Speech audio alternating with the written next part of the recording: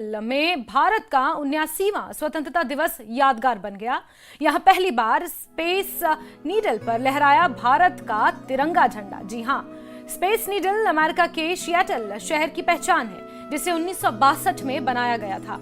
यहां तिरंगा फहराना भारतीय अमेरिकी समुदाय के लिए गर्व और सम्मान का क्षण बन गया, जिसे हमेशा याद रखा जाएगा। इस मौके पर सिएटल में भारत के काउंसिल जनरल और सिएटल के मेयर ब्रूस हेरल्ड सहित कई गणमान्य हस्तियां मौजूद रहीं। स्पेस नीडल पर लहराते तिरंगे को देखने के लिए भारी संख्या में लोग उमड़े हुए थे। यहां भारतीय समुदाय के लिए विशेष स्वागत समारोह का आयोजन भी किया गया था, जिसमें अमेरिकी सांसद एडम स्मिथ और वॉशिंगटन सुप्रीम कोर्ट की चीफ जस्टिस डेब्रा स्टीफेंस भी शामिल हुए। सिएटल के मेयर ब्रूस हेरल्ड ने भारत की तारीफ करते हुए कहा कि भारतीय मूल के अमेरिकियों ने सिएटल को टेक्नोलॉजी हब बनाने में अहम भूमिका अदा की है।